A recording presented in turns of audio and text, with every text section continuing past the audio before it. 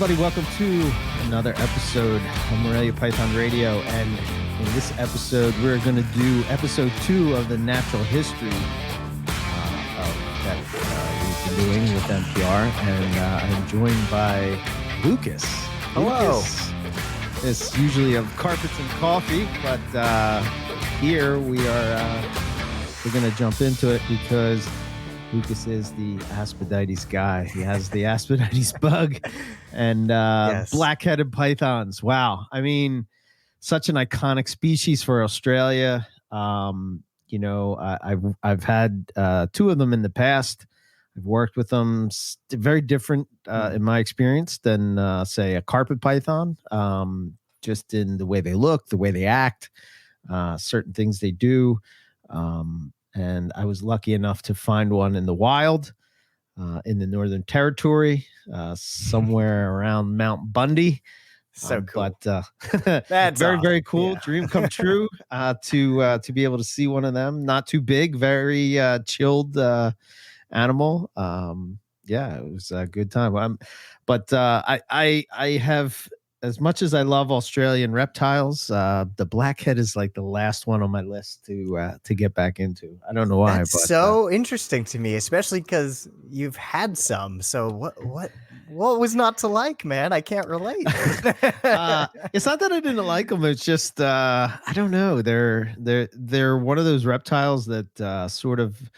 There's a lot of I'm hoping that this episode will shine some light onto some of the misconception about these animals. I know Owen swears that they're cannibalistic. Right. That's just things like that. What I was thinking. Misconception is right, and I completely agree, man. They are iconic, and they're so unlike almost all of the Australasian pythons. The only thing that is even remotely close is the woma, of course.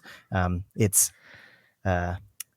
Aspidites mate, if you will. But you mentioned it earlier. I have just become absolutely fascinated with this species over the past year or so, and by no means an expert, but I kind of just spend all my free time now researching them and trying to learn more. So hopefully I can be of some value during this episode and geek out about these cool snakes.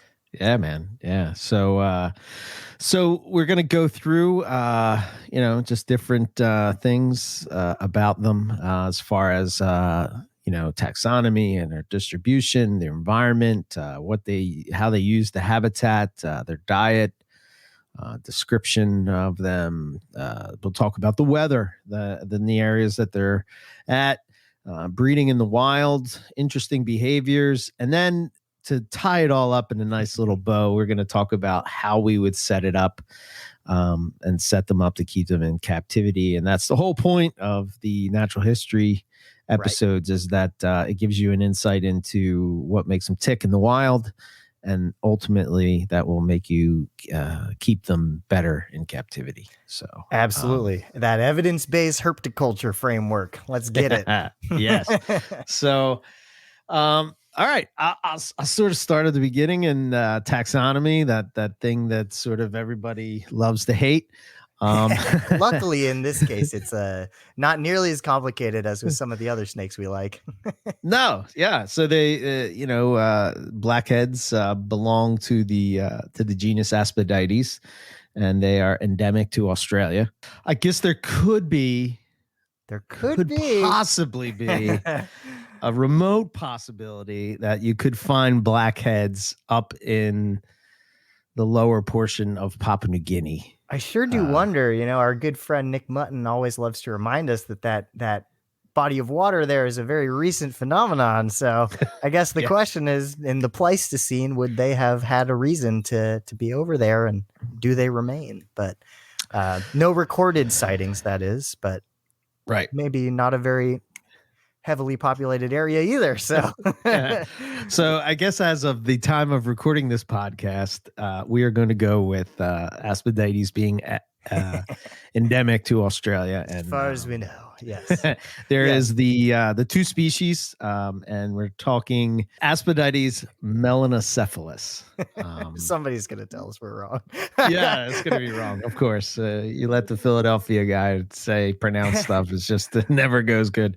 Yes, Aspidites melanocephalus. Aspidites, of course, translating to shield bearer in reference to their large symmetrical head scales, and melanocephalus translating pretty directly to blackheaded, which is why we see that for a lot of different animals in the animal kingdom.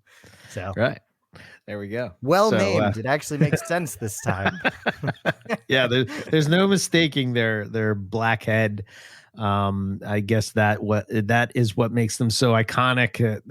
I can't think of really any python that sort of has this, feature except the Walma. But again, the Walma has more of that orange to yellow head. And I don't know. What's your thoughts on why they have the blackhead? Oh boy, that is a really good question.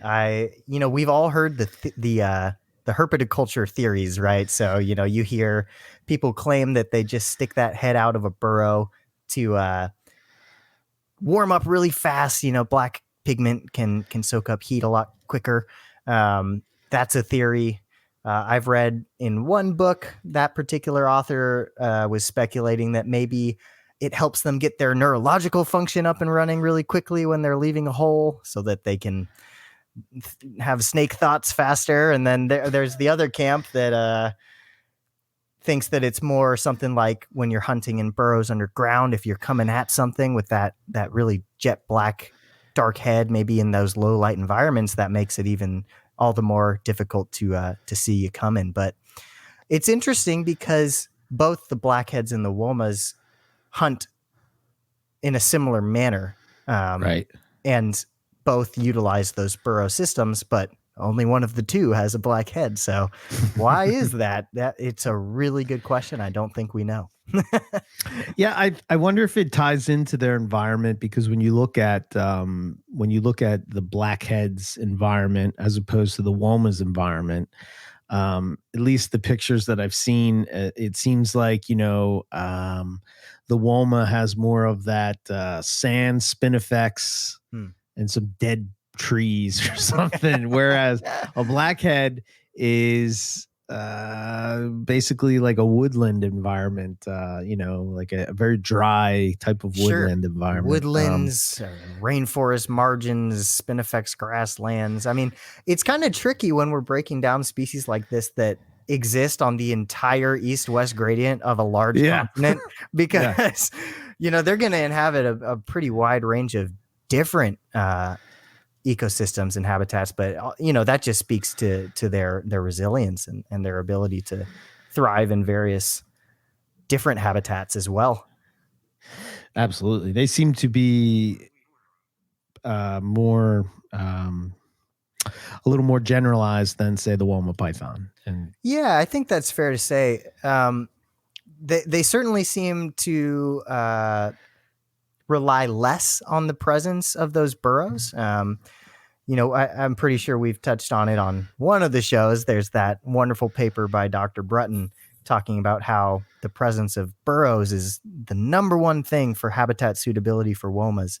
And I actually asked her if that's applicable to blackheads as well. And she said, no, not really. She said, it seems to me like blackheads really relate more to rocky outcroppings and rock crevices and things of that sort. So, maybe they do spend a lot of time in more rocky outcroppings and things of that nature. Yeah. Being in the in the environment, I would definitely see where that is. It definitely didn't look like anything that I saw Womas would be in, or from any pictures that I've seen of wild Womas. I mean, I think there may be areas possibly where they overlap, but I think that's sort of a gray area. Right, I believe that does happen. 80 Mile Beach comes to mind as an area where blackheads and Womas are known to coexist, but I'm not sure to what degree they, have niche partitioning or anything like that. Right. I'm not sure how much they're really just like elbow to elbow, hanging out, but Right. yeah. Yeah, I guess as we go in, we'll get more into the diet, and I think that's really Mm, where Womas and Blackheads sort of separate. But so basically, you yes. have two species within this, um, genus Aspidites, Yeah. and from everything that I've read, I don't see anything that sort of wants to separate, say, the East from the West. They were initially described by Kraft in 1864 as Aspidiotes, Aspidiotes, Okay. melanocephalus. And then a few decades later, Boulanger respelled the Aspidites that we're familiar with now. So that's really been the only change since the 1800s. Wow, Yeah, which is that's kind of pretty crazy. remarkable, especially when you consider how volatile the taxonomy is with some of the other Australian pythons. So, you Yeah. know, um, whether there is sufficient divergence between Eastern and Western populations to warrant like a separate taxonomic designation, that's not really known. But nobody has come forward to suggest that that should be the case. Um, Right. I think that it's more thought of that they just experience maybe a little bit of different phenotypic, different phenotypes across that wide gradient, but not necessarily anything particularly different. Um, Right. yeah. Gotcha. Okay. Yeah, the Although I don't know if anybody's done the research either, because that's one thing with blackheads that I have been finding consistently is that not a lot not of a lot stuff's of been risk. done. No, Not a lot 100%. of stuff. And I think the reason for that is from some folks that I've talked to in Australia, it sounds like their research budget is very focused on things that are hurting, and kind of the consensus is that blackheads are doing just fine. So, why put Right. money into studying those? They're all right. So, yeah, Yeah. there's not much out Whereas there. in relation to that, right, the Woma python gets a little more love because Right. I think they're a little more habitat specific, and as Mhm. their burrows and whatnot are disappearing, or the animals Right. that make the burrows disappear, Exactly. it becomes a little more Yeah. difficult for them to survive. And Um, it sounded like too, like there was a period of time where people just really weren't even sure, what was going on with the womas. So they did invest a lot of time and resources to actually get to the bottom of like, are they actually, endangered, or do they just live a life history where we don't encounter them as often as maybe a blackhead that, you see all the time right, crossing the street. right. Yeah. So it's interesting for sure. Yeah. I was the other thing that it's always been said that anytime since I've learned about blackheads that they lack heat pits. Right. And I think the confusion that comes in with that is that their pits are the labial pits are actually covered by scales, Right. which so maybe you can Yeah. dive into that. Well, like you said, I mean, that's kind of the first fun fact that everybody likes to bring up about both of the Aspidites pythons, which is that they're the only species of pythons with no external labial heat sensing pits. But there seems to be another, thought that perhaps they do indeed have the ability to sense heat. Maybe those organs are covered by a scale. And then I have also heard from folks that there may indeed be an external heat pit on the very tip of the rostral scale, which kind Uh-huh. of overhangs that top jaw, and you can kind of see an indentation in pictures. It is a visible little dent there, but I don't know that the research has been done to publish that Right. finding, but it is certainly something that a lot of people that work with the species acknowledge and Right. thoroughly believe that's what that is. And it makes sense, right? We have a semi-fossorial species of python here that, unlike all its other Australian python friends, just decided to kind of evolve to become almost a more basal design and dig.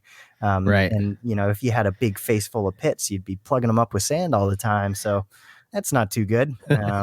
Yeah. You don't need that, but it does seem safe to say that despite the absence of those really easy to see, big holes that we're used to, they still can sense heat in that manner. They are capable of that. Yeah, and I think there was some thought that they may not need that because they eat mostly reptiles, Right. cold-blooded animals, so they don't need that. It would seem less important. Right. Although if the Right. reptiles they're eating are doing their job, they're going to be warmer than the surrounding environment too. So Correct. you'd still Yeah. pick them up a little bit. Right. Yeah. It's So yeah, interesting. it's and that's something that that I've learned as of the past couple of years is that womas and pythons actually dig. How which cool is that? I it mean, just blew my mind when I saw that. they are truly the only two that are known to do that, just in active excavation, Yeah. in the entire continent, and or at least for pythons. And Right. that's why I truly believe the Aspidites genus, that there's just so many things that set it apart. That being a really big one. So you hear that perhaps they tend to enlarge existing burrows with that digging strategy more often than they dig kind of their own thing from scratch. Right. But it sounds like they do both. They're certainly capable of creating a new subterranean retreat if they need to, and you kind of see the way they do it. It's pretty fascinating to watch. They Yeah. use basically their bottom jaw as a shovel and kind of angle their neck in a J shape and like really jerk back and pull a bunch of material backwards with them. It's very funny. Yeah. Yeah. There was a picture I found that had a blackhead basically doing that digging in some kind of pipeline, right, or something. Right. It was, yeah. And I was like, wow, look at this, because at that point I only thought that womas did that, but it turns out that Right. It looks like the blackheads do, just the same thing with the same mechanic as well, and that's such a cool picture. It that was the first published observation of a blackhead digging in situ, but I think it's something that people have known for a long time they were capable of doing, and just more recently in the past decade, academics were like, well, we should publish that. So now we can see these pictures on Google Scholar, which is great. Yes, 100%. Yeah. The one thing I couldn't find is, and I know I've heard Nick and Justin, probably Scott too, talk about this, but whether they're a more basal form of a python or if they're actually more evolved. Did you find any info on that? I'm still looking in that regard, because that's definitely something that I'm also trying to get to the bottom of. When I was, first getting into Australian pythons, what you hear is that what I heard most often was that blackheads and womas are primitive, right? And that they just kind of never got the memo to grow pits and arboreal tails and do all that kind of business. But I've also heard from other people that perhaps new evidence suggests that they are not that, that in fact they could, maybe it's not a matter of them being more or less primitive, but they just evolved along a different branch entirely, where they essentially took on the phenotype of something that would be more traditionally seen in more basal lineages, but not necessarily that they themselves are primitive. Gotcha. But which makes sense. it does, right? I mean, when you're trying to carve out your niche where they're at. There's a lot of stuff everywhere else, and they're kind of the only thing doing what they're doing. So Right. um, I don't know if it's most accurate to say that they are more evolved, because what that insinuates to me is that they used to have heat pits or something Correct. of that nature and evolved them away. It might not Right. be a question of that. They may have just never had them in the first place, Right. but evolved in other ways. So, long story short, I don't know, but Yeah. if anybody knows where that paper is, please send it my way, because Yes. people talk Likewise. about it a lot without a paper to back it up. So I'm not Right. sure. Right.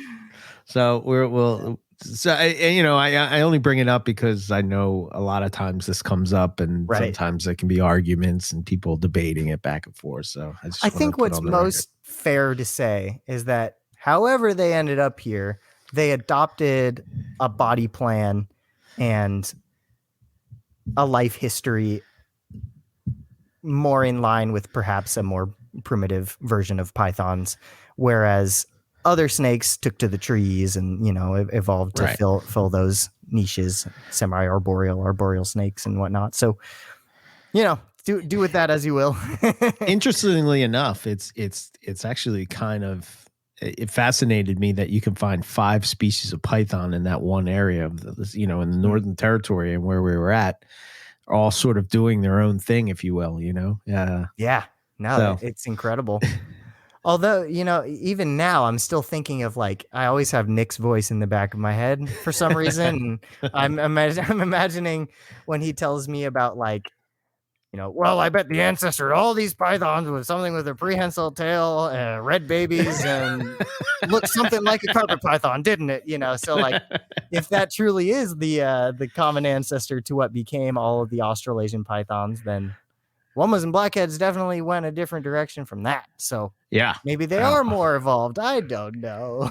yeah, 100%. Time will tell. I Time guess will tell. maybe that'll be something you could work on in the future to figure out. Yes, me and my time machine. Yes. You will travel to Australia and do some research. There you go.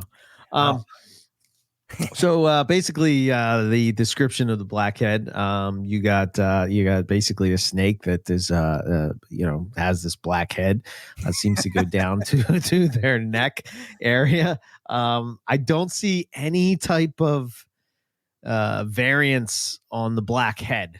I don't right. see.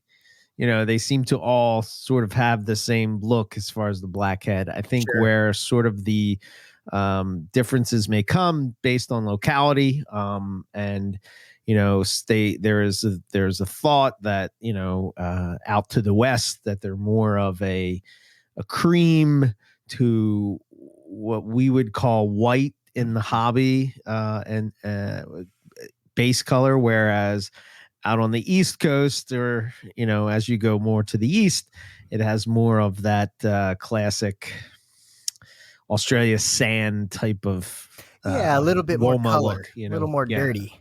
yeah, Right. Yeah, and that is totally true. I think the only place you see variation in terms of the head is how far back the black extends down the neck. I uh-huh. do notice some blackheads tend to have more or less than others, which is kind of interesting. I think it actually looks really cool when that black extends, maybe almost like further towards those first couple bands.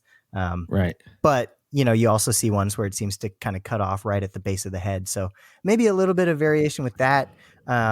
Like you said, we often hear the Western specimens can be a little bit more light in their base color. Maybe they have a little bit higher contrast with their bands than some of those Eastern specimens that get a little bit more of a wash over them.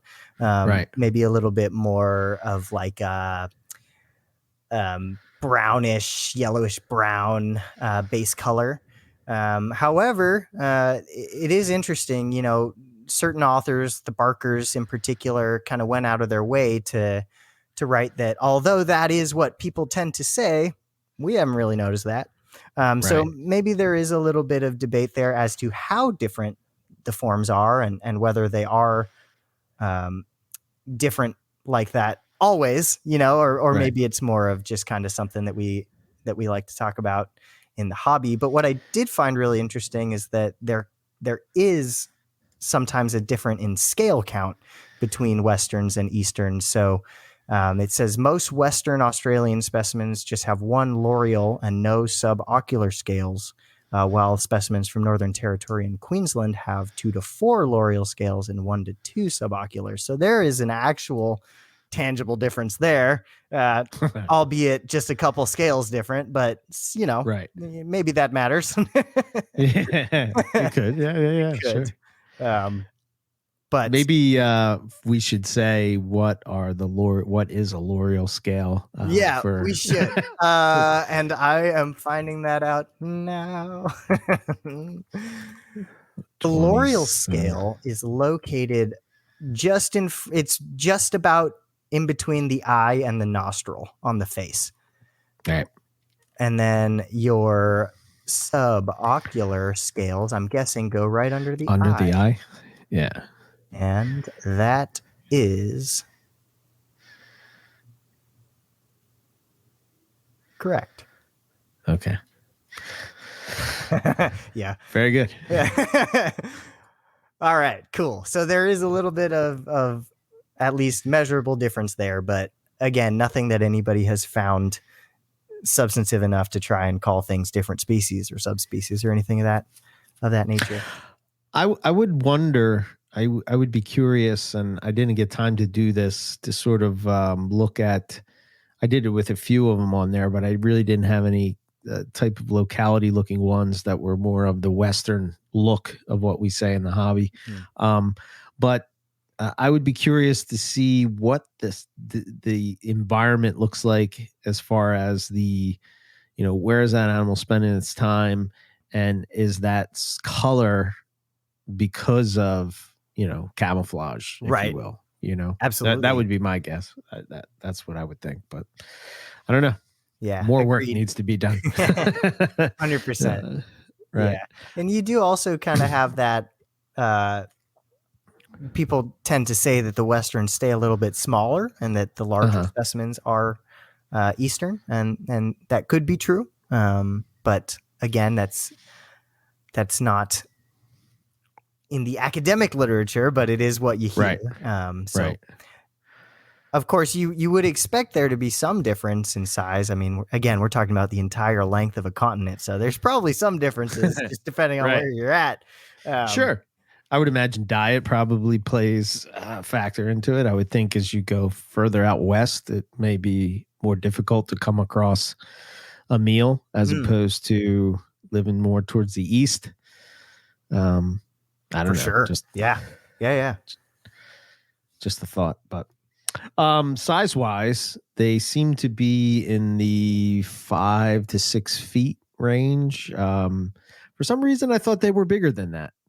Well, if you judge by U.S. captive specimens, they're enormous, 9 to 10 foot obese monsters. Okay. So, no, yeah. From my research, it sounds like in situ adults average about 5 to 7 feet. You do have those colossal recorded, maximum size quote specimens at around 9.92 feet. That was reported in 1981. And then, like we were just saying, some people claim those Westerns tend to stay closer to around 5 to 5.5 feet. So fair to say, regardless, whether there's a difference in Easterns or Westerns, they definitely should not be as big as a lot of people have chosen to keep them in captivity. Which we'll get into that with diet and all, because it probably plays a big role in when you hear blackheads referred to as large snakes, like, oh, you can't get one of those are huge. Should they be? Exactly.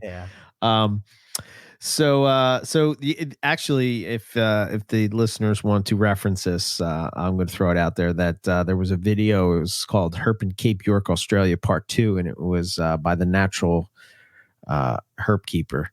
And there's a part in that they find a blackhead, and that would that environment is very similar to the environment that we found the blackhead that we saw. Basically like a dirt road. Probably not Beautiful dirt, as though. It's not just any dirt. I mean, yeah, that's that Australia beautiful dirt. red dirt. Yes. For some reason, I think our dirt road wasn't really as dirt as this Cape York dirt road, Damn it. but I think as you get up into the Cape, it gets a little rugged up there. But basically, grass line on the side, and then a tree line after that, and sort of just like basically just like a woodland Nice little type of margin right there. Yeah, Yeah, exactly. that looks nice and snaky because you can kind of crawl out on the road to warm up and then get back into your cover in the brush there. That's a nice spot. Yeah. And basically Matt Somerville laid down on the road and sort of referenced the size of the snake because he said it was the biggest blackhead that he ever saw. So I'm going to say maybe. But do we know how tall Matt Somerville is? I don't. Oh, I'm going to no. say that he's probably maybe 5 to 6 foot, and you would say that's probably what, maybe an 8-foot snake, maybe 7 to 8 foot, depending on the size of Matt. Yeah, I guess a lot's riding on the size of Matt here. But judging from that picture, if we're saying Matt's like a 5'9" guy, that might be a 6.5 foot snake, 8, 7. Yeah. Either way. Yeah, oh, sorry. Go ahead. No. I was going to say the one that we found was probably I would say maybe a 4 foot would be my guess. Maybe. Nice. What I do notice though, even if that snake next to Matt in this photo, even if that is 7, maybe even 8 feet, if Matt's a particularly tall guy, it's slender. It is not chunky. Yes. So even at that, what you would consider a colossal find in the wild, that's a slim snake. Yeah. Their build is almost more of a colubrid proportion than, what we visualize as a python proportion. So that's something to keep in mind for sure. Yeah. Just on a side note, I noticed that Matt's herping in flip-flops. Yeah. In Australia, that's who herps in flip-flops? No, you gotta have the Crocs. Yeah. So basically, they're found as far as their distribution. They're basically found through the top third of Australia. Includes Western Australia, Northern Territory, and Queensland. Right. They're found inland in areas of the Northern Territory and Queensland, while somewhat restricted to the coastal areas in WA. Yeah, it's predominantly like a tropical distribution in Western Australia. And across that entire range, right? Like we were saying, it inhabits such a wide variety of habitat types throughout the Kimberley regions, the coastline, Cape Range, the Pilbara. There's so much different stuff along that entire gradient that they call home. So not a typical snake where you can just say like desert, it's like yeah. It's a whole continent. And what I've read is that they don't seem to be found in too like an arid type of environment. Right, exactly. It seems like they're more semi-arid to woodland, grassland kind of stuff. It is interesting. In 1967, there was a report that the black-headed python occurred as far south as the northern wheat belt region, but there have not been any confirmed specimens from that area in more recent decades. We don't think of them being that far south, but perhaps they were at one point, or it's all BS. I don't know. And there was the Aboriginals in the Walonguru, I'm probably butchered that, sorry, community, claimed that the black-headed pythons could be found in the rocky hills surrounding that particular area, and there was actually a specimen found near Mount Liebig in the Red Center during a flooding event in 1988. Some interesting little one-offs that might suggest blackheads occur more broadly than we know of, but who knows? Maybe it was very lost. Escaped pet. Yeah, it could be. When we were in Queensland, their environment seemed different than when we were in the Northern Territory. Interesting. Um, yeah, I guess it really, probably it was the humidity. Mm. I would guess would be what it was, because the Northern Territory really didn't seem to have much, Mm. and it could have Right. been timing. I'd have to look at. I think we went at the same time, but I'd have to look at that. For sure. Um, No, I mean, that's interesting. It definitely seems like they are pretty absent from extremely arid regions and extremely tropical regions. But when you start to compile all the different habitat types that you can find, in literature, you got wooded savannas, open forests, rainforest margins, spinifex, black soil plains, shrublands, riparian areas, dry water courses, rocky hills. It's just, I think that we can definitely say they're fairly generalist as yeah, long as they have their needs met. yeah, Um, and I think it's actually in Scott and Ty's book that they say that they are often found on clay loam soil types, and perhaps that has something to do with maybe those are more optimal soils for digging. I'm not mm, sure, but that is mentioned in that book. okay, Yeah. very cool. So I guess the next big thing when it comes to blackheads is the diet, right? There's Yes. this, I think that's the biggest misconception when it comes to blackheads, that they're cannibals and they're going to eat each other. And the reason that, Owen said it on NPR for years, that the reason that he doesn't keep them is because they're afraid they're going to eat each other. I know. Little does he know that he's actually working with the snakes that do eat each I other. know. Well, exactly. That when I came on the show the first time and mentioned that I was keeping blackheads, he's like, "Aren't you scared?" I'm like, "No." Like, why? Why? Who told you this? Right. He's been broke. Yeah. Yeah. I would be far more afraid of a lot of the stuff he's working on. Yeah. Yeah. He has a Uh, Karibo, for Christ's sake. yeah, I know. So I think it's fair to say that blackheads are a reptile. They Reptile feed specialist, baby. primarily on reptiles. That is absolutely fair to say. I think the most comprehensive study that looked into their diet was Shine in 1991. They claimed that small mammals and birds only made up about 10% or less of the black-headed python's total diet. That other, 90+% being made up primarily of lizards and skinks and other snakes, a lot of goannas, agamid dragons, blue-tongued skinks, things of that nature. So reptile specialists for sure. Right. Yeah, It 100%. probably depends a little bit on the locality in terms of the exact split, right? You might have some areas where some small mammals maybe are more available than in other places, but I think it's certainly fair to call them a reptile eater and a snake eater at that. So, that being said, though, there are no recorded instances of cannibalism in the wild that I have come across. Right. And my guess is that it is exceedingly rare in captivity as well. Maybe it happened to one really unfortunate fella and we all ran with it. I wonder if it maybe had to do with the fact that maybe it was combat of some sort, and They sure do that. yes, and they can be quite aggressive in their combat, as opposed to, say like a carpet python, which they're just sort of, Right. fighting to see who More gets to the top. ritualistic. Yeah. Yeah. Yeah, exactly. I was going to say that, they have been known to, there was that little article that I had that they found a road-killed blackhead on Gib River Road, um, which is, but it had consumed 3 cats, Wow. which Okay. I thought was interesting. That's very interesting. Well, I Yeah, mean, they're sure gonna be opportunistic, Um, just because they like eating a lot of reptiles doesn't mean they won't take a cat, apparently, yeah, if they come across it.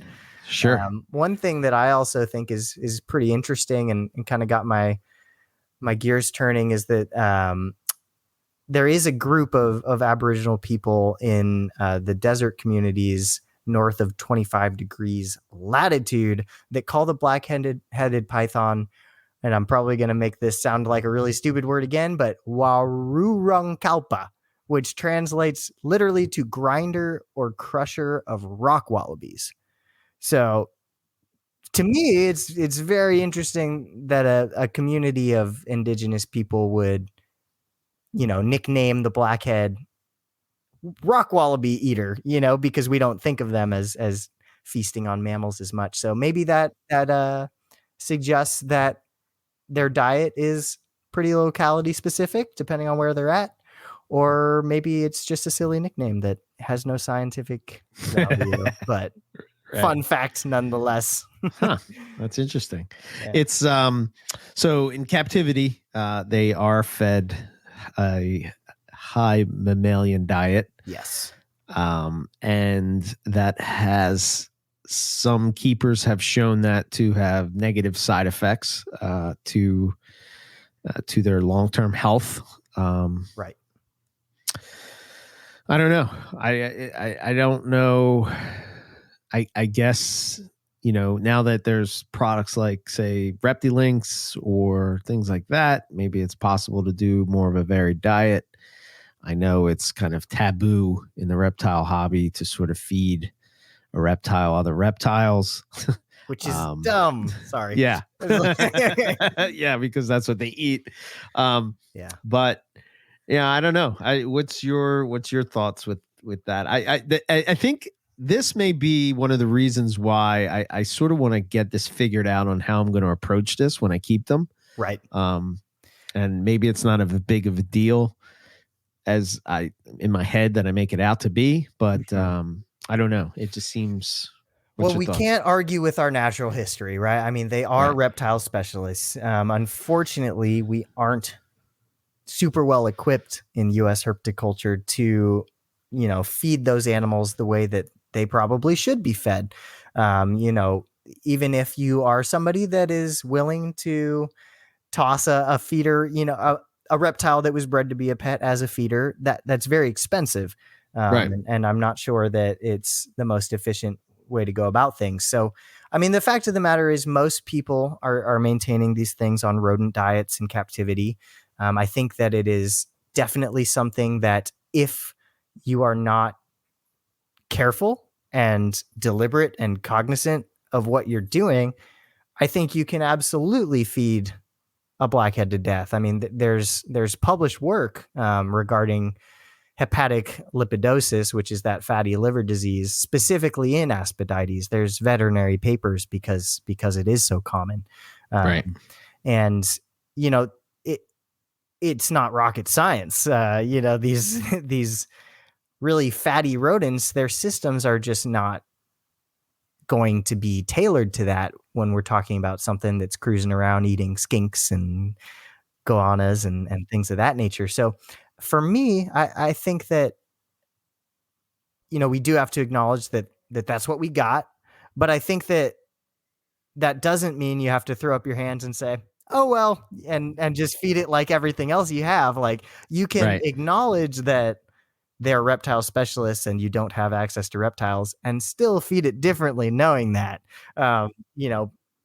Think of your rodents as, instead of a nice healthy salad, your rodent is a cheeseburger cheeseburger with extra bacon and for some reason a whole bunch of hair. So feed differently. A blackhead doesn't need a big old giant rat. Maybe it's more healthy to give it a smaller prey item, more often kind of approach. Maybe for me personally, I am a big advocate of feeding birds to snakes like blackheads that are more reptile oriented, because the fat content on a bird is going to be a little bit closer to that reptile than a fatty rat. So, at the moment, my blackheads probably get 80 to 90% bird. Okay. That's just me, and I'm getting ahead of myself here, but yeah, no, that makes sense. I think that's a good approach. I think that we'll touch on feeding in captivity more at the end, right? Yeah. Okay, Yeah, for sure. 100%. So Right on. basically, yeah, in the wild, they're basically eating reptiles. They don't eat cane toads, Right. which is good. Thank God. Yeah, which At is least we good. have that. Yeah. Right. Do they eat venomous snakes?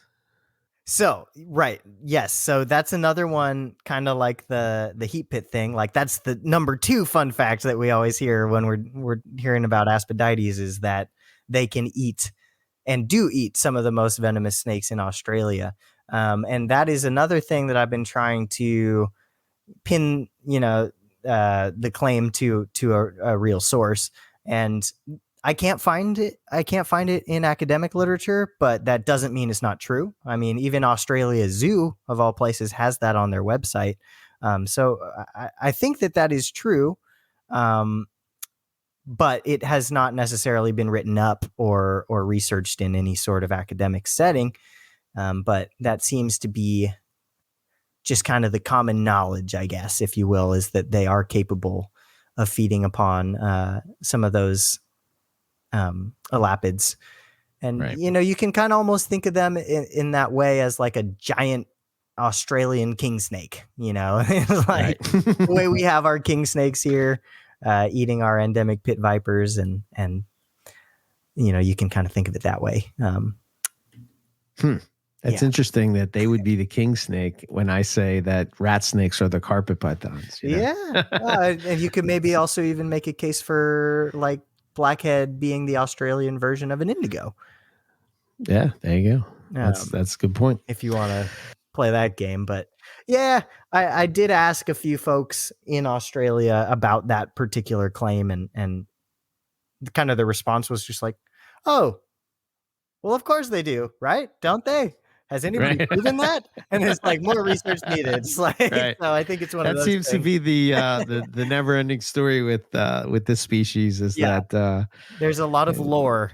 right. Yeah. So if we say things that are wrong or whatever, that's why we're trying to speak it. Well, at least we're trying to speak in a way that's not saying it's definitive, Right. but this is sort of what is known, if you will, I guess. Sure. It's certainly talked about as if that is the case. And right. maybe it's a situation where whoever's bigger eats the other one. If you had like a blackhead and a mulga snake or something like that, maybe it's just kind of the bigger one wins. Yeah, the one thing that I always seem to see is like, nature sort of has like rules, but at the same time it does not. So it's sort of and a lot of these species that we talk about a lot of times will be sort of in these situations where they have to take advantage of an opportunity or they may die. Right.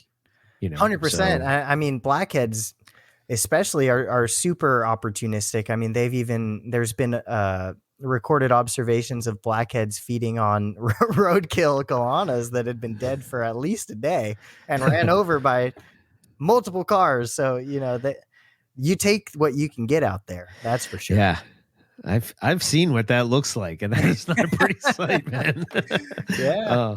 Yeah. But not an easy okay, survival. So the other thing that I saw is that if you were to say get bitten by a black-headed python and you were to sort of that bite could show up as I don't know which venomous snake, but it tiger snake genus. Tiger snakes. Okay. Yeah, it's this weird thing. The secretions of the saliva in a black-headed bite can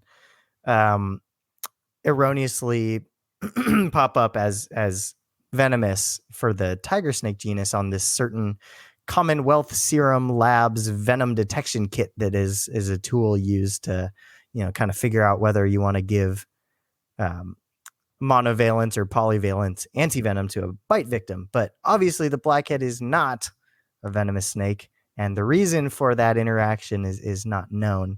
But it's kind of funky. That's weird that happens. Yeah. Yeah. Very, very strange. Yeah. But okay. I guess the question would be whether it's a problem with the test or whether it's something with the snake itself, Right. or maybe both. Right. Yeah, that's fun fact number 3, right? Yeah. And then so the environment. I guess that's what we'll hit on next. Is Okay. so I did pull the weather spark data from Darwin, right? And the reason I went with Darwin is just because I was there, so it's sort of I don't know, I could relate to it better, but I guess you could go to Weather Spark and pull from Queensland, which maybe in retrospect I probably should have done, so I had both to compare.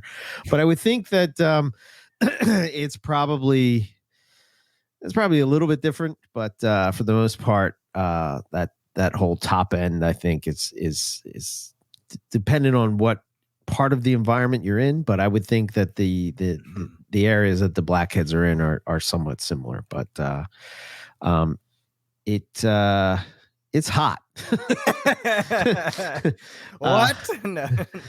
so basically, there's a wet season and then there's a dry season, and the wet season is basically oppressive and overcast, and the dry season is Impressive. mugly, and it's cloudy, but it's pretty much hot all year round there, and your temperatures typically vary from about 68 degrees Fahrenheit to about 91. Mm-hmm. Is sort of the average of what it is. But I would imagine those temperatures will probably be changing. It probably will be getting warmer. And Over the coming decades, you mean? yeah, Yeah. Well, exactly. that whole thing, that climate change business. Yeah. Yeah. That damn climate change.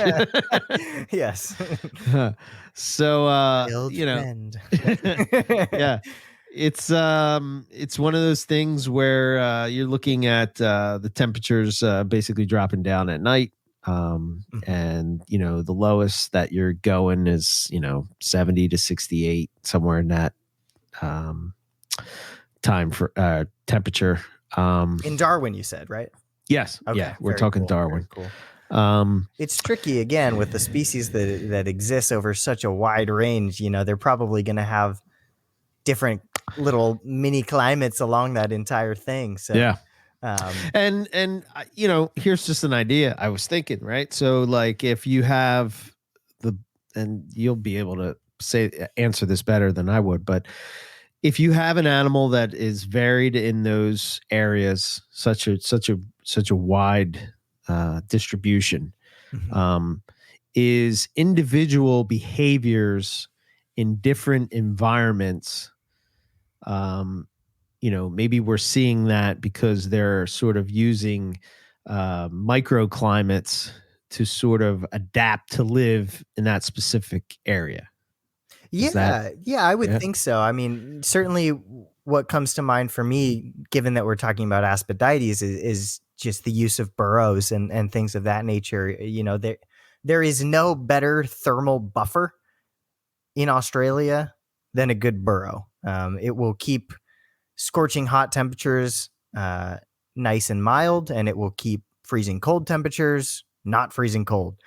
So in a lot of these areas, it is probably more a matter of uh, proper microclimates in retreat sites, um, and then you kind of deal with what's going on around that. So it's kind of like when people ask if blackheads and womas, for that matter, are nocturnal or diurnal. The answer is yes, depending on the time of the year, because really they're just going to be active whenever the thermal environment is agreeable to them. And during certain parts of the year, that's going to be during the day, and during other parts of the year, that's going to be at night. Right. Um, so absolutely, I think that regardless of what the climate is, with a blackhead that's maybe more coastal versus something more inland that experiences, hotter or cooler temperatures, it's probably just a matter of still finding those happy zones within the broader environment,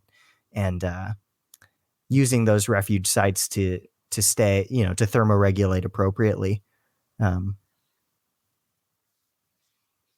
Right. When we were in Chillago, I got to experience this sort of firsthand on how you could escape the oppressive Australian heat. It was probably in the high 90s outside these caves. When you went into the caves, and obviously the further you went back, you're looking at 78 degrees, which is kind of a, I mean, Oh yeah, that's kind of a big for difference, sure. but so I could see where not only, animals, snakes, reptiles would utilize that, but also Mhm. Aboriginal people. That it kind of fascinated me. Like, okay, this is probably how they were able to survive through this oppressive heat, by retreating to these areas where it's a lot cooler. So, um, yeah, I guess that's why they've developed, to your point, to be able to escape to these different Yeah, burrows and and stuff. the burrows Hmm. are kind of what I've been able to find really nice concrete temperature data for, but I'm sure that nice rocky outcrops and crevices and things of that nature also can help, either shelter you from the hot or the cold. Right. So in terms of how powerful something like a burrow is in terms of that thermal buffering, in that radio tracking study that Dr. Brutton did on Woma pythons in the Brigalow, which of course we can extrapolate for blackheads because the natural history is very similar. Um, with sub-zero temperatures at their study site, so literally below freezing outside, those exposed ground burrow systems remained above 53.6 degrees Fahrenheit. Um, so much better than freezing. And then the highest recorded temperature inside of a burrow during that study was 93.2. It never got hotter than that inside. And when it was that temperature, the outside ambient temperature was approaching 110. So, it really is Wow. possible that having access to that kind of stuff is the difference between life and death. Whether you're burning up and desiccating in the heat or Right. turning into a snake icicle, that's what you got to do is find those safe havens inside the mosaic. So yeah, I mean, as far as their light cycle, it's probably experiencing very 12-12 type of thing. I Hmm. don't think there's a whole lot of fluctuation, at least up in Darwin. I think it's probably very similar to what you would find in Papua New Guinea, if you will. But Very cool. So that would be year round. yeah, but humidity, basically what they're experiencing out there is pretty much a period of high humidity and then a period of low humidity. um, and Indeed. you know I think if you look at what was interesting, if you look at like the rainfall chart that's on there, and you will see when blackheads pythons are hatching, is usually when the rainy season is ramping up. So my thought would be is that it's sort of time so that those little lizards and Yes. all those little skinks and whatever, They're out maybe scurrying. little chicks or whatever, they're able to secure that meal, if you will. So um, Yeah. Yeah, for sure. and it's sort of basically they're mating in June through September is when they're mating, and this is the wild, Right. and or if you live in Australia, and they're laying their eggs from October to November, and Right. from what I've seen, it's 6 to 18 clutch, egg clutch. Yeah, that sounds about right. I've heard 5 to 20s, kind of still in the same ballpark. Right. Yeah, What is they what is like captivity? Is it high? I'm assuming it's higher, right? in Like terms meaning of it's clutch, like 20 eggs, it, 15, it's interesting. I because their eggs are big, right? The eggs are large. The average length of a blackhead egg is 86 millimeters, an average diameter 50 millimeters. They weigh like 116 grams a piece on average. Wow, They're that's big. a big egg. They are big eggs, and it doesn't seem to me like colossally large clutches in captivity are common. I think that it still is probably safe to say it averages like maybe 5 to 15. Okay. It seems like the folks that blew up big giant blackheads and maybe got consistent 15 to 20 egg clutches, maybe they don't have that blackhead anymore. So it's Right. probably healthier to have somewhere between 5 and 12 eggs or something like that. Right. Yeah. It doesn't seem like a species that you can really drastically increase their clutch size in a healthy way. Yeah, and they, like we said earlier, the males have been observed to combat and bite. Yes. Which Yes, they are known to engage in combat for sure, and it's not quite that ritualistic thing that we talked about. They're not just trying to wrestle the other one to the ground, but in blackheads, it has been observed to be far more aggressive. Males deliberately wounding the other, biting, using spurs to gouge. Like it's a little bit more cutthroat. At least in some instances, it's been observed to be a little bit more cutthroat, and so definitely something to keep your eye on if you're doing that in captivity.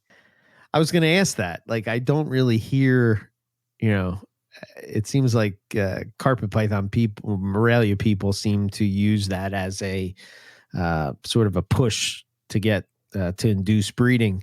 Right.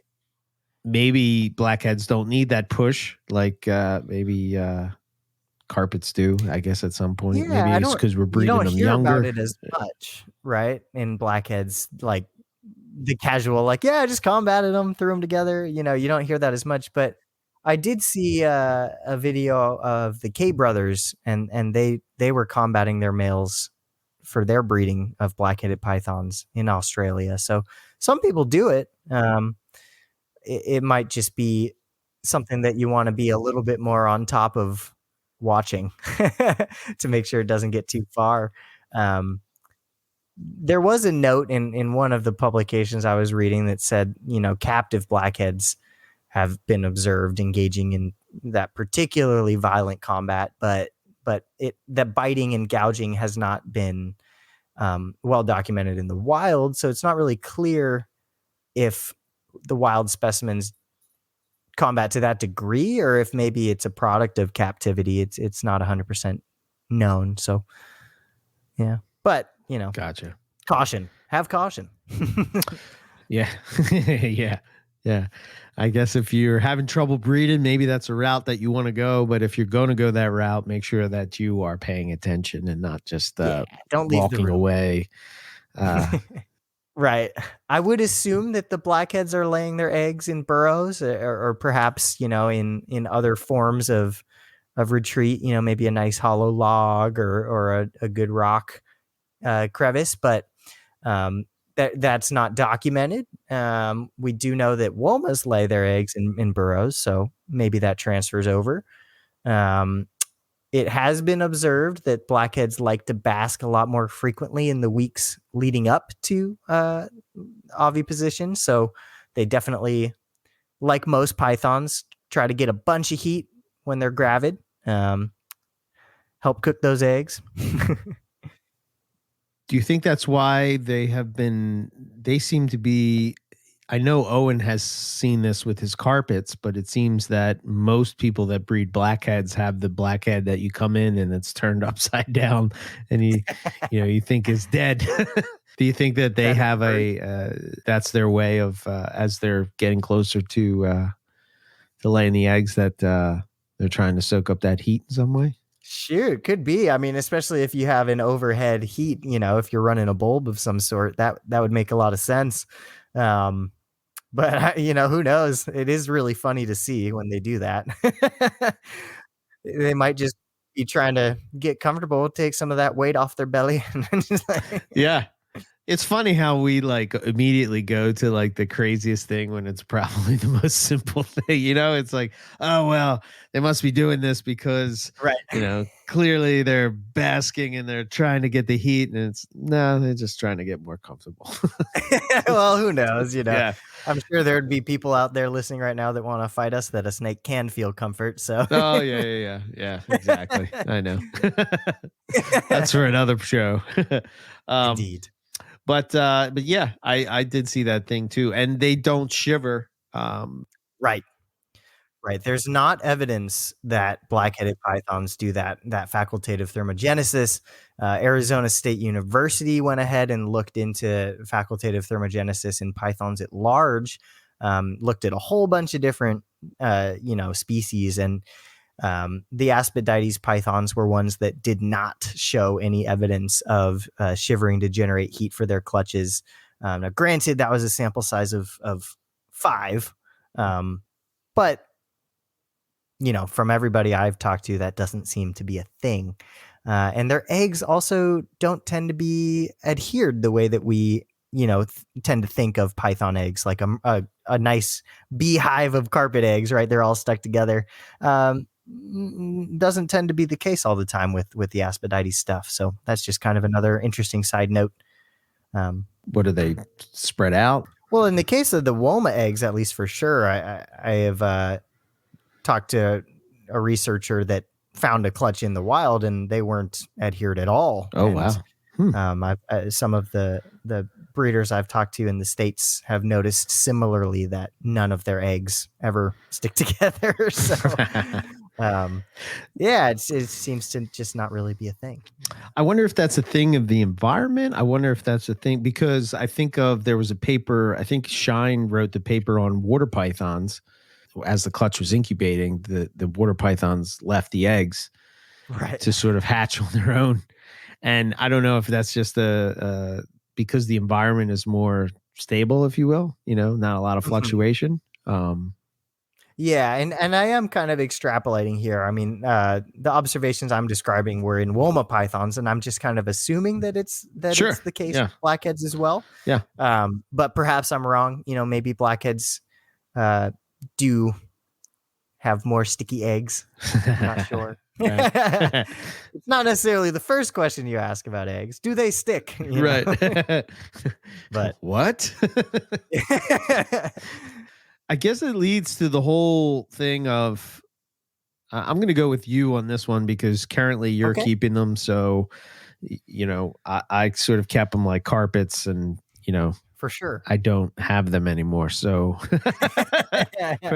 we're Yeah. gonna go with you. So what's your let's break it down. I'm gonna go step by step and rapid fire Okay. some questions at you Let's do it. and you get it. Okay. Sort of like your humans of hope herpetoculture rapid fire at the end.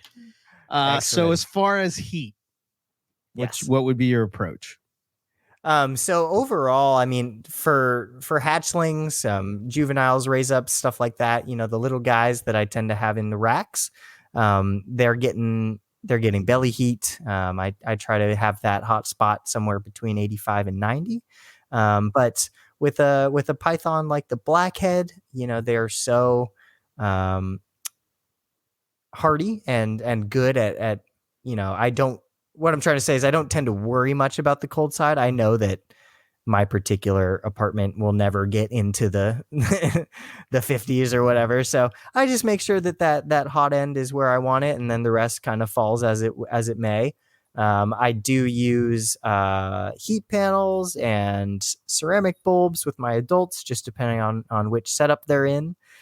They are a snake that I have noticed will go out of their way to, quote, bask in the event of a bulb being provided. And also when the sun shines on their cage through the window, which is always kind of fun to see, they do like to come sit on, like if you give them a rock hide or something like that, they'll plant themselves on top and bask. But yeah, for heat, that's my approach. I tend to set them up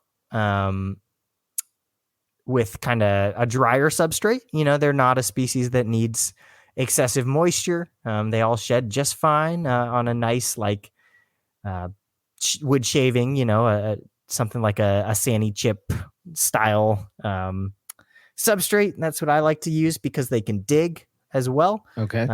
And I have absolutely observed that scooping with the Nice. neck in that substrate, which is so fun to see. And Yeah. you can get more elaborate with your substrate. I know our good friend, Travis Wyman, he has a Aspidites mix recipe that he does with a bunch of different things to kind of make more of like a soil sand kind of thing to facilitate digging. So, from the evidence-based perspective, these guys are going to spend time underground. If you're able to provide something that simulates that, I think that that's fun. What I like to do is take those big reptile basics hides, those PVC hides, and just drill a hole on the top and bury the thing, so that there's basically a hole in the ground for That's a the good idea. snake to go in. I love doing that with blackheads and womas, and they can choose to either go in from the top or in from the door because Hmm. those things have a door built in. I'm not blocking it off, but they always go in from the top, Right. because when you do it like that, it feels like they're going into some sort of a little burrow. So that's something that follows the natural history there that you can do. I know that I think Justin used to do this. I don't know if he keeps it the same way, but he used to sort of have, and I think Bob Applegate might have been the one that originated this type of caging, but basically you had a cage on the top with a hole that sort of had a Nice. tub on the bottom. Right. And Yeah. so you could definitely do something like that totally too. do that. You know? Get creative, Yeah. and that's a nice way to kind of have a shift container too. If you want to clean the cage, just chase it into your bin and plug the hole, and you're good. So, Right. Right. yeah, I think that it's really rewarding to try and base your setups on natural history, and Aspidites provides you with such a great opportunity with that, in that they are a partially fossorial species. So if you can give them something to feel like they're burrowing or underground, that's awesome, and you'll see a lot of awesome behaviors. But I mean, really, by and large, they're easy to take care of. Their setups are not, nothing is out of the ordinary or tricky.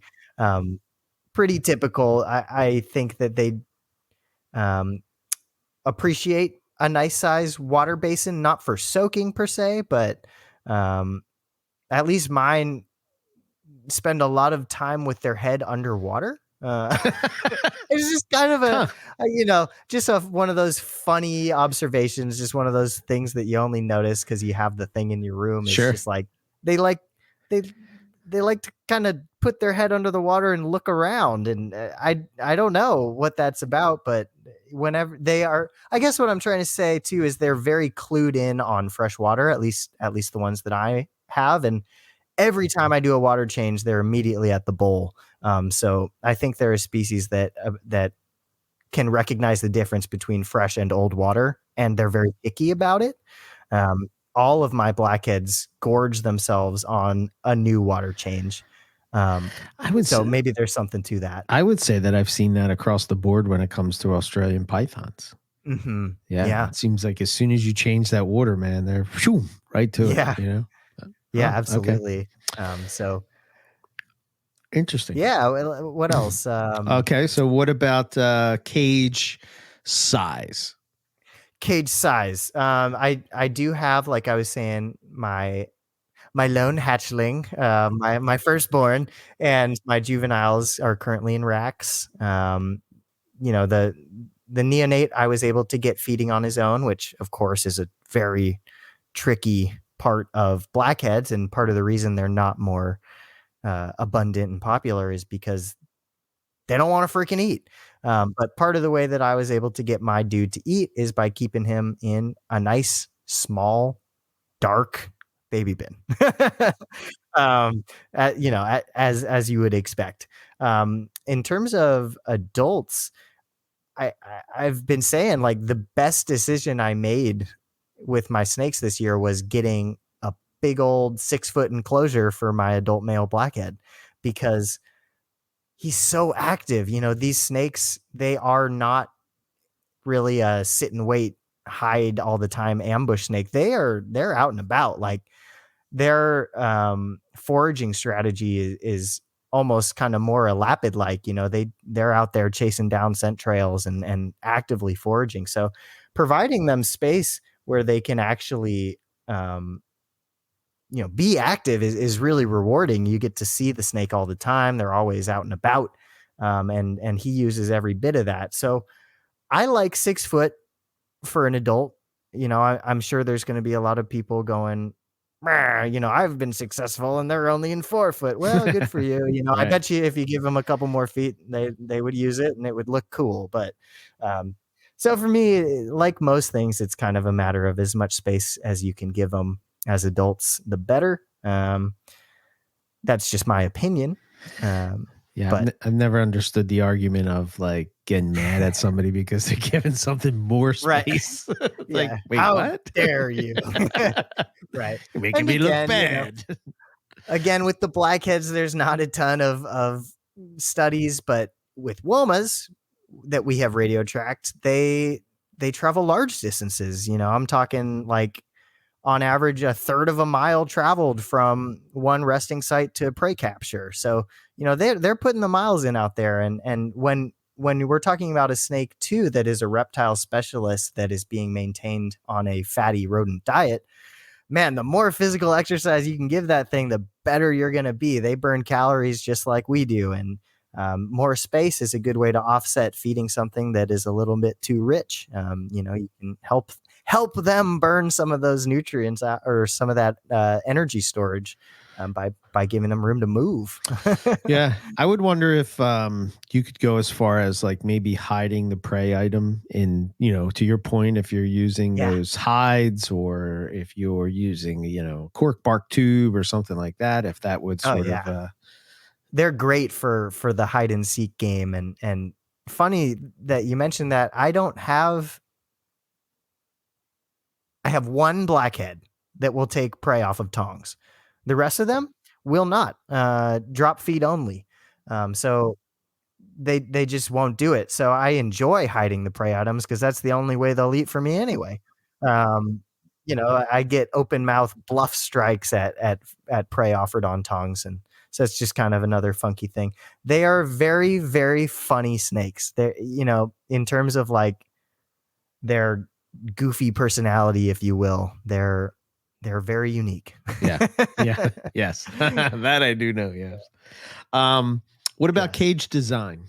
Are you, and what I mean by that, are Yeah. you offering, is it more of a rocky type of outcrop type of design? Is it Hmm. perching? Obviously not perching, branches that they can climb up Right. on. Well, I will say they certainly will. I mean, when we're talking about the kinds of enclosures that we're keeping in our homes, none of them are going to be like a 20-foot tall, Yeah. tree replica. So Right. in your 2-foot tall enclosure, they will absolutely climb on given vertical space.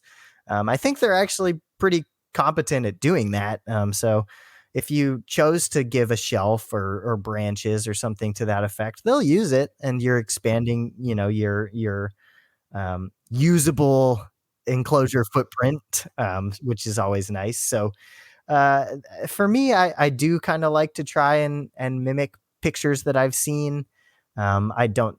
I think I could do a lot better at that, and that's something I want to get better at over the coming years. Is that enclosure design piece? Things like what Luke is doing and Beach's Scaly Beast, like you showed me, like that's next Yeah. level. That would Yeah. be really fun to do for a blackhead with a bunch of rocks and stuff like that. But I kind of just try to emulate a semi-arid um, kind of deal. I've got lots of logs and fake plants and rock hides and those, subterranean hide boxes. But yeah, for sure. Definitely if you do offer, like with most snakes, they have nothing better to do than explore that box. So if you offer vertical opportunity, they'll take it. They're not going to chondro perch, but they're certainly capable of climbing. And though I did have a yearling do a chondro perching thing on the wire of my radiant heat panel consistently. She chose to be off the ground Huh. probably 60% of the time, No which I kidding. found very, very interesting. Wow. So do with Interesting. that as you will. Okay, fair enough. Yeah. Feeding. We talked a little bit about this at the beginning, but I think this is probably the biggest blackhead Yeah, topic, if you will. it is. Yeah. So, well, again, um, I used to say that I choose not to feed rats to my blackheads. I can no longer claim that, but what I can say is that I will never feed anything bigger than a small rat to a blackhead. I'm not a fan of pumping these snakes up with, you know, extremely large rodents. Some people do. Some people do that, swear that it doesn't have problems, swear that they have great success. More power to you. But for me, I'm trying to, as best I can, base my keeping on the natural history to the extent that is feasible. Given what we've got. So that being said, I like to feed kind of the smaller prey more often. Approach with them almost more like a big colubrid. I will offer mice, even to adults. I will offer quail, like I was saying, a large proportion of the time. I got my hatchling this year started on pre-killed fuzzy mice that I had to leave in the cage. I did have to assist feed to get him going. But if I'm not mistaken, I only had to do that 4 or 5 times. I got lucky, right? Because you definitely hear about blackhead babies that will not take food on their own for months, upwards of 6, 7, even 8 months sometimes, that people are just assist feeding these things, and they're not viewing what you're giving them as food. So that being said, I know there's people that like to start their blackheads on stillborn carpet python babies. And if you have that resource available to you, that's pretty great. There's people that try to start them on rat tails because it's easy to slide down the throat. I've heard people doing quail heads because the beak is nice and pointy and easy to open the mouth with. Right. There's a lot of ways to go about it. Right. But again, I got mine going on pre-killed drop fed fuzzies after a few assists. And yeah, I think that what you should, in my opinion, based on the natural history and the ecology, what you should be really cognizant of with your blackhead is don't get on any schedules. I mean, like, just try to think a little bit critically about what you gave it last time, how that, relates to the natural history and the amount of exercise or physical activity, if you will, that snake's been up to in the meantime. If I feed a rat, I might not feed for a couple weeks, versus if I feed a small quail, then maybe I'm feeding again, in a week or something like that. So I don't know. I just try to think about it a little bit more deliberately and go from there. It's not a snake that you want to pound a medium rat every week and expect everything to be okay. That's just not the case.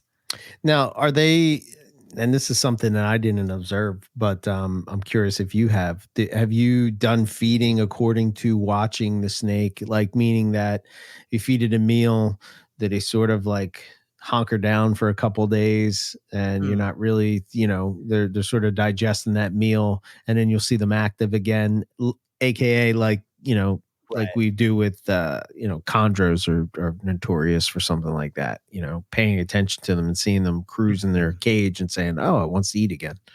Sure. I take note of it. I like to notice that and see how it correlates to what I gave them, but I don't let it guide me by any means. I don't want them to have the say in when they eat, because then they'll eat all the time. Right. Right. But certainly, it's a good thing to keep tabs on to see, oh man, maybe that rat I gave you last time did take you a little bit longer. Maybe we'll go quail this time around or something like that.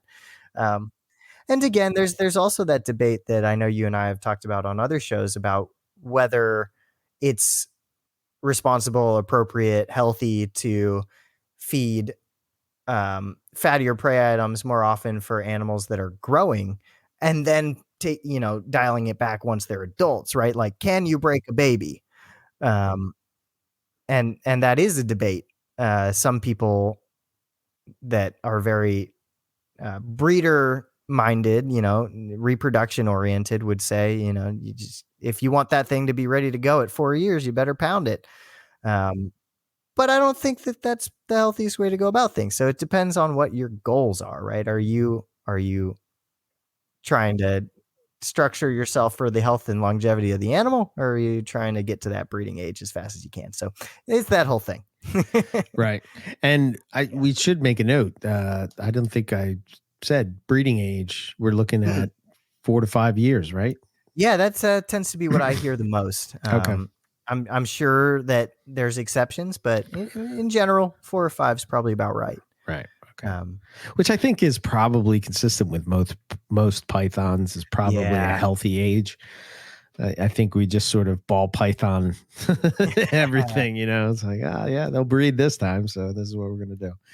100%. And I just wanted to say too, before we move past that, in regards to the fatty liver disease thing, it absolutely is a thing, right? That you hear about with blackheads, and like I said, it is published in some veterinary journals. There's things you can look for with that. If you're worried about your blackhead perhaps being obese and having issues, you will notice that muscle tone will decrease. And if you're paying attention to the urates, a snake that's suffering from that hepatic lipidosis is going to have a discoloration more often than not. So you're going to see yellow and green urates. That's indicative of liver dysfunction and scant fecal components. So, just something to keep in mind there. If you're noticing your urate color being off, it might be indicative of that liver working a little bit too hard. So just wanted to throw that out there. If you want to know more about that particular thing, the paper is by Simpson in 2006. Case study of fatty liver disease in blackheaded pythons. Interesting. Can that be reversed? It can, I believe.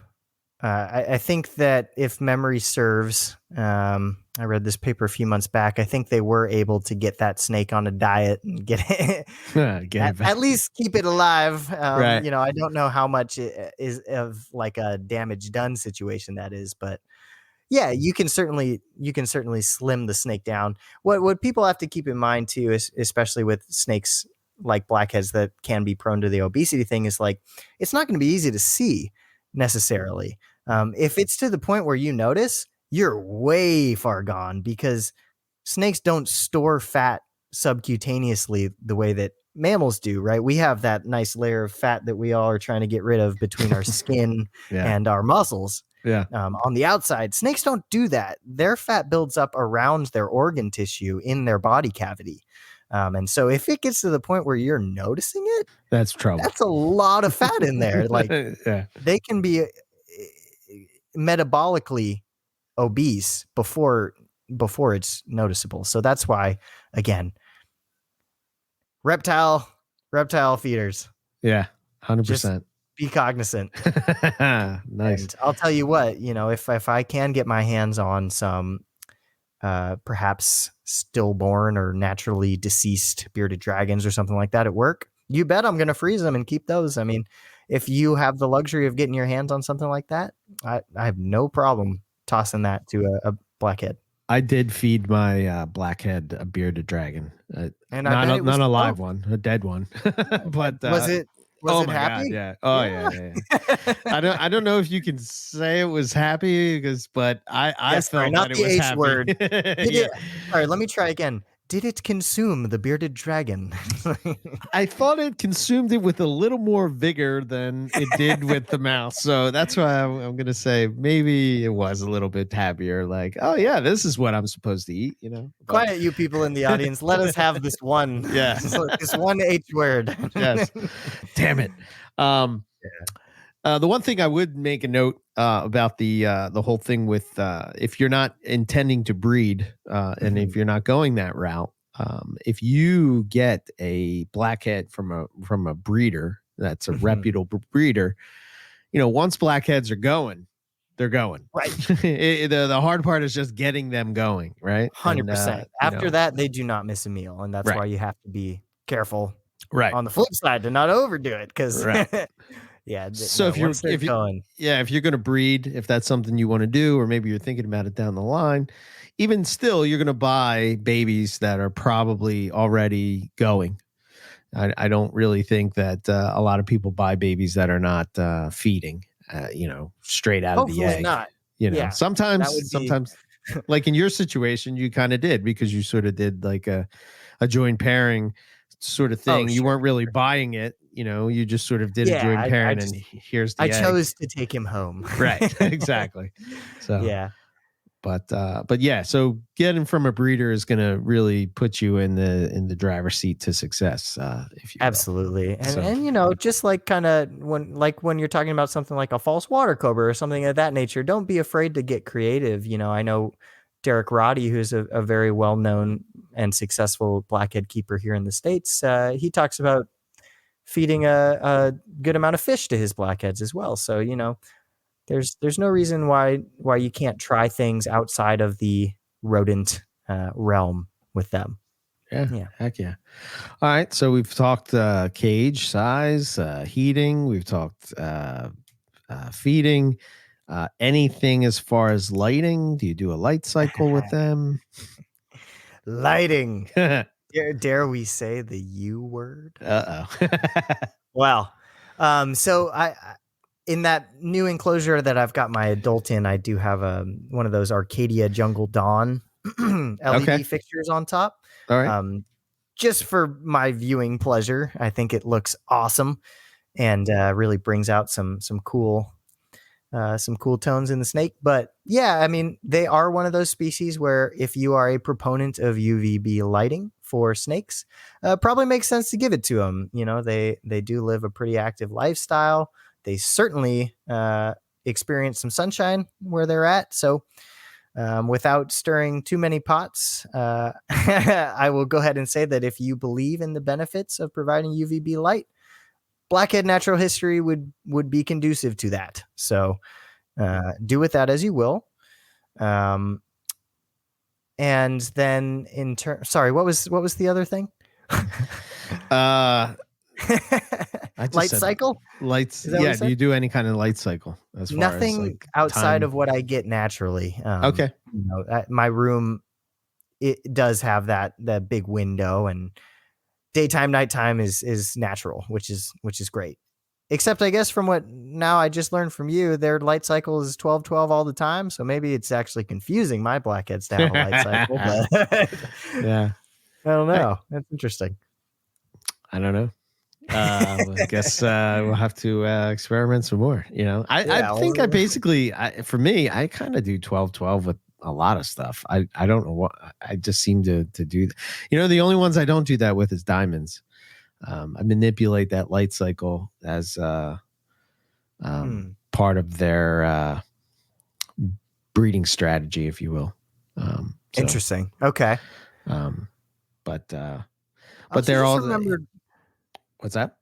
I remembered one more point. If I could return to feeding for just a moment. Yeah, yeah, Um, One of the things that I found interesting that might support the idea that blackheads should be fed smaller things more often is that they were found to have the lowest digestive efficiency um, in a study of a bunch of different Australian pythons that was conducted.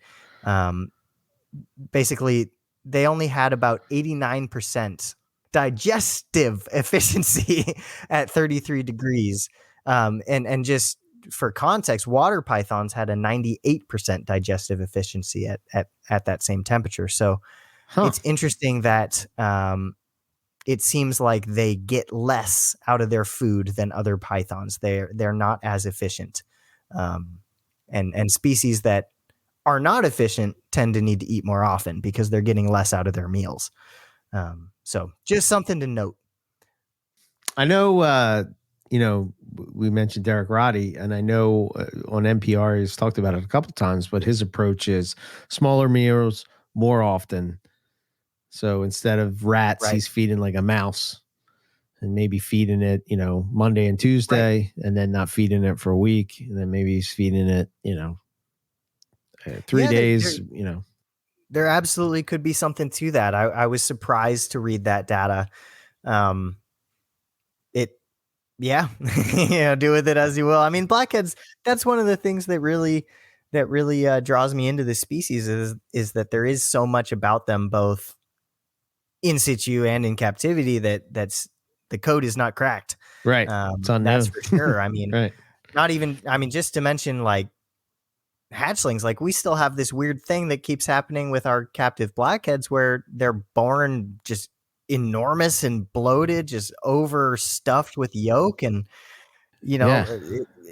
even keeping the eggs alive in some cases Very is difficult. a particular challenge. So there's a lot of work to be done to figure out why certain things happen with this snake, and how we could be more successful in captivity.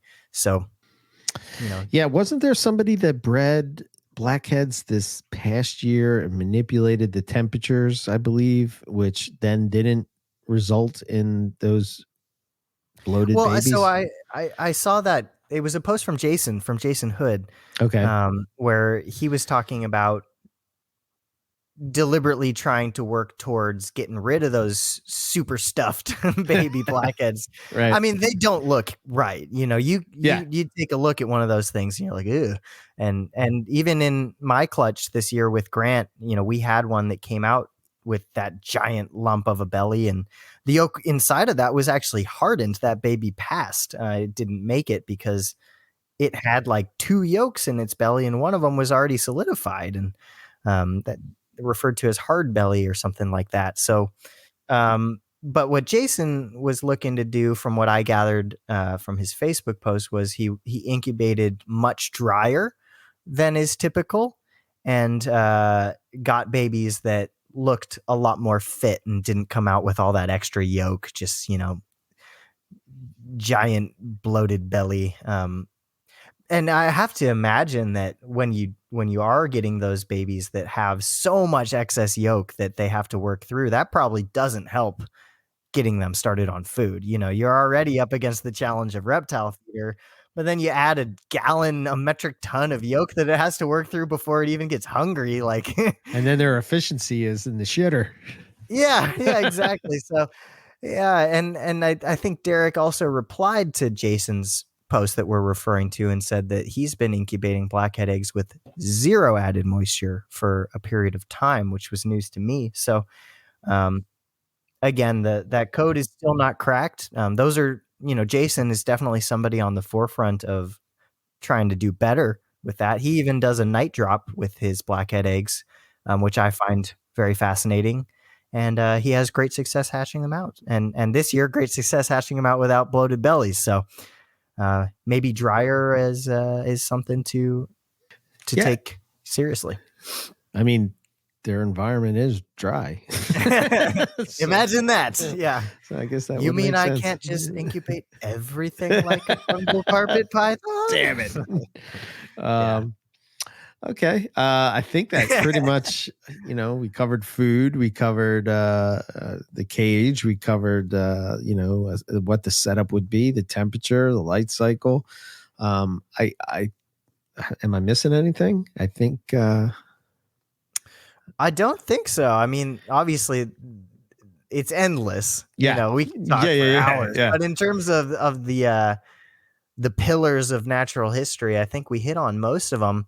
I think that the challenge with breaking down a species like the blackheads is that they do inhabit such a large area. But again, I just think that points to their resilience and their ability to adapt in a lot of ways and find their little optimum zones in a lot of different areas. So really, really cool snake. I am a fan. Yeah, me too. Yeah, I think that if you're looking for, again, if you're looking for a snake that's sort of active and is going to be out and about and something you can observe different unique, uh, you know, uh, adaptations that they do is, I mean, if you're seeing your blackhead dig, Oh yeah, you're gonna be excited, man. That little kid is gonna come 100%. back, and you're gonna be glued to to the I can't cage. stop watching my Yeah, adult in that nice big naturalistic setup. I mean, for me, blackheads in my mind are kind of like slightly bigger, arguably prettier womas that are less likely to have that bite everything is food right, response. I will right, just throw that out there. Of course they're so much different. I don't mean to say that they're the same as womas or anything like that, but like if you're into Aspidites, but you're not into the fact that a lot of womas chew on everything, check out the blackheads. I don't have a single blackhead that bites me, and they take really well to tap training, hook training. If you believe in such things as I do, that you can let a snake know that you're not feeding it sometimes. right. They take really well to that. Sure. They strike me as a more intelligent snake overall than a woma. I know that Nick disagrees with that, but in my experience, I would agree with they you. Yes. they tend to act and you know behave a little bit more lights on upstairs than what I've observed from my womas. So Yeah. it's always hard to measure that, but in my experience, that is the case. I used to And say monitor-esque, but yeah, they're very aware. They're very cued in on what's going on, and yeah, they have a very inquisitive nature, which is great for people that want an interactive pet snake. That don't want just a pet rock snake. right. Very inquisitive, and like I said, all of mine are wonderful to work with, pretty handleable. I have not been bit yet by a blackhead. I've been trying, and it Good. hasn't happened. Hasn't So happened. take that as you will. Of course, they're individuals. There's going to be ones out there that will try to bite Sure. everything, I'm sure, Yep. but by and large, that's my experience with them, and they are the most fulfilling species that I work with at the moment. Yeah. Yeah, yeah, I would agree that they are definitely. The thing is, there's such a unique look to them. You don't Yeah, really, yeah, for a python it's to jaw look like dropping. that. It's kind of very, very impressive. So. They like to periscope a lot too, which I always enjoy. Oh, really? I never noticed that. Yeah, or at least mine. Yeah. Oh, hey, man, Stick that's their cool. heads up, I guess try to that would figure make out. sense. Maybe they're sticking their head up out of the burrow. Maybe they're doing something like that Right. when they're in there. But Yeah, very yeah. cool. Um, all 10 right. out of 10. If you're Yeah, and of course, they are unfortunately a little bit on the pricier side, at least here in the US. I think that's probably just because they're not as readily produced, and we're still kind of figuring them out, and they don't lay too many eggs. But you can definitely get your hands on one if you want to. They're out there. You just gotta. Yeah, there's quite a few breeders that are out there. That's you mentioned Jason Hood, Derek Mhm. Roddy. Ryan Gilmore has produced a few years in a row now. Yeah. Yeah, Um, absolutely. I know guys like Justin and Nick and Mhm. Ryan. Work with them. They don't necessarily pump them out as Yeah, often as those other guys, but you could also check them out as well. Um, for sure. I just wanted to mention at the end here, so you could do some further reading, some of the information to where I would recommend, a book to pick up if you wanted to learn more about blackheads. Obviously, probably Pythons of the World, Volume One, Australia. Dave and Tracy Barker is probably the Good one. luck finding that, though. Yeah, I know. Uh, a really good book that I like, and it's more on the captive side, but Keeping and Breeding Australian Pythons. It's edited by Mike Swan, and the chapter on blackheads was Neil. What was his name? Sunniman or something like that. Sunnyman or something. Okay. Um, you have Scott and Ty. They have Snakes of Australia. There's some info in there. There's Pythons of Australia by Brian Kend. And Yes. I got some information from a book that's called The Action Plan for Australian Lizards and Snakes in 2017. There's some stuff in there. Nice. And obviously, Google Scholar. You can look up some of the papers that. Oh yeah, there you go. I Pythons of also got some Australia. of my information from Geordie Torr's Pythons of Australia and a Yes. natural history. Yeah. That's a good one. That's a good one for sure. Yeah. On a side note, I just got this. I heard the Aussie Herp guys talking about this app that you sort of can scan the barcodes of your books into this app, and it sort of like makes a whole. Because I found that like a lot of times that I'll like, do I have that book? Do I not have that book? And now it sort of catalogs all your books. So that's awesome. Yeah, it's pretty cool. Right on. Yeah, that's it. So Blackheads, they rule. They do rule, and I hope that we're able to crack some codes and learn more about them over the coming decades. And I'm definitely going to be keeping them during that time. So we'll keep talking about them. Yeah, I think maybe at some point we'll do carpets and coffee and maybe have somebody on to chat about black-headed pythons, about some of the things that we talked about. Maybe get maybe an Australian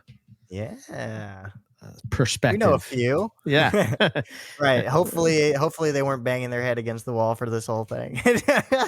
No, I mean, again, it's a lot of, there's not a lot of information. There is a lot of information, but at the same time, not a lot of information of what we're trying to do. So there's a lot more for WOMAs. That's for sure. Yeah, 100%. Cool. Which is a shame. Damn it. No love for the WOMA. Yeah. But can't thank you enough for having me on for this one, man. I mean, yeah, absolutely. Appreciate the help, and yeah, till next time. Do you do a sign off for these ones? Sure. I think I do. I don't remember, but we'll do it. And if I don't, then I'll cut it out. So for us, MoreliaPythonRadio.com, if you want to get in touch with us, if we said something wrong, maybe if you have more information or you have a question or a thought of something that we said, reach out, info@MoreliaPythonRadio.com. And be sure to subscribe to all the different podcasts that we have. There's a ton of them now. So yeah, go over to the website. You'll be able to see all the different ones. The newest one that we have is Dr. Zach Loafman and Matt Most doing, I'm going to call it CCR. Colubrid and Colubroid Radio doesn't do it for you. Yeah, it doesn't roll off the tongue the same way that CCR does. They could have named it whatever they want. That's going to be such a good show just because man. The guys involved. Oh, yeah. You can get it up on Spotify right now, and maybe by the time this is up, it'll be up on Apple. Apple takes a little while, but it's up on Google. It's up on Spotify, so you can check it out there. But their first episode is up. I think they're going to do like maybe a monthly, maybe twice a month, something like that. You know, I know Zach, he's kind of a busy guy. So very busy, man. Yes. Yeah. So Loafmeister. Yeah. Such a smart guy. Yeah, man. Wow. Yeah. I mean, this natural history NPR stuff is a little bit based off of a paper he wrote, right? Yeah. 100%. Yeah. So credit goes if you to want him. to dig deeper into what evidence-based herpetoculture means and adopting a natural history framework, check out that paper by Zach Loafman, 2020. Yeah. I think we can all improve every aspect of our reptile hobby by adopting some of those mindsets. 100%. 100%. And it only keeps getting better, you know, keep improving upon what we already know. So, and then, follow us on Instagram, subscribe to the YouTube. Check out Carpets and Coffee Friday at 7 p.m. Eastern time. What is it? 4 p.m. Pacific. And it's in the And then morning if in you're in the Australia. yeah, I was just gonna say. I don't Right know what on. time it is, but I know it's the morning. And I will say, I will put this out because this will be out Tuesday. This coming Saturday, we're going to do a live episode with Mike Stefani from Nice. Mike's Monitors. And we're going to be focused on two species of monitors in particular. And it's going to be Ackies and Kimberly Rocks. Oh man, that's not fair. That's the two monitors that I would actually get. Yes. I'm going to try to approach it from a snake keeper interested in monitors and wanting to take the plunge. Oh no, it's even catered to me. This Yes. episode is going to be dangerous. And it's I think it'll be a good show because I think that a lot of people, including myself, have been hesitant about making that plunge because they're so different. And I think that you will see that it will be worth the plunge. Oh So, boy, but yeah, we're going to talk about Ackies and Kimberly Rocks. So that's going to be good. so awesome. Should be good.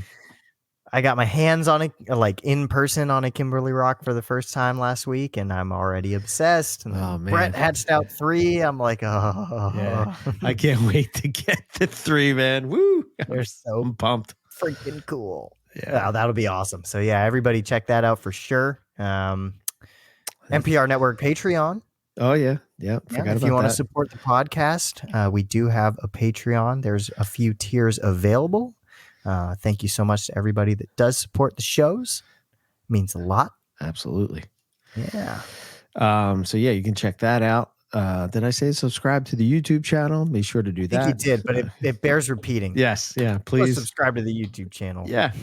And the last thing I always like to say is support US Arc. So if you have reptiles, you should be supporting them. That's all I got. If you have cobras, stop losing them, please. Please. Yeah, there you go. It's your first job. Exactly. Keep it in the box. In the box. Oh, man.